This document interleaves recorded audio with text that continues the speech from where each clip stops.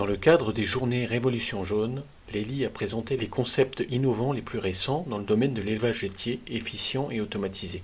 En raison des préoccupations relatives à la fièvre catarrhale ovine, ces développements n'ont pas été présentés dans les exploitations en fonctionnement, mais sur la zone de test de l'ELI Campus aux Pays-Bas.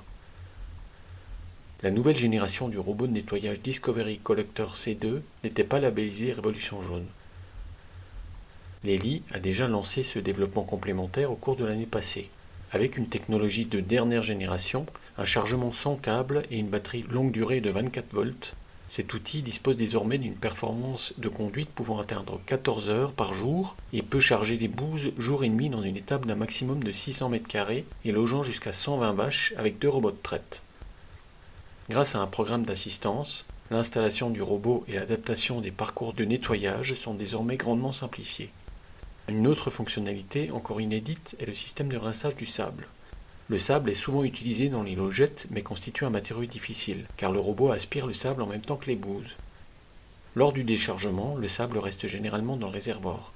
L'ELI a désormais mis au point un système de rinçage du sable. De l'eau provenant du réservoir tampon est utilisée pour évacuer le sable du contenant à lisier pendant que les engrais de ferme collectés sont vidangés.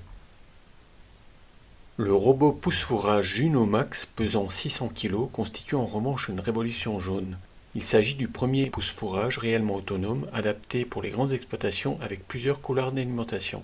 Au niveau de l'installation, tout l'environnement est enregistré à l'aide d'un scanner 3D, grâce auquel une carte 2D est établie, servant de base à la navigation et à la définition des parcours. Sont ensuite employés les capteurs LIDAR et odométriques ainsi qu'une caméra stéréo multifonctionnelle et un scanner laser, pour reconnaître les obstacles et les volumes sur la table d'alimentation. Grâce à 3 roues motrices, le Juno Max peut gravir des pentes jusqu'à 20%. L'outil se trouve encore en phase de test sur une sélection d'exploitations et le lancement commercial devrait avoir lieu dans quelques années. Avec le moniteur de vélage et de stabilisation Zeta, l'ELI veut poursuivre à l'avenir l'amélioration du bien-être animal dans les exploitations laitières.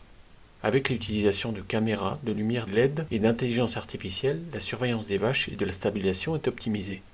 Un tel module Zeta est installé pour 10 vaches à une hauteur d'environ 4 mètres au-dessus du box. Il détecte la position des vaches ainsi que des robots mobiles et évalue certains comportements des animaux. Durant la nuit, les lumières s'allument en mode pleine lune qui offre juste assez de lumière tamisée pour fonctionner. Dans le box de vélage, le système est entraîné pour reconnaître les phases de vélage et alerter immédiatement l'agriculteur si nécessaire. Le processus de vélage peut être diffusé en direct. Ce système est aussi testé actuellement sur le terrain avec des résultats prometteurs. Davantage de détails à propos de ces innovations, comme d'habitude dans l'édition imprimée de Technique Agricole Suisse.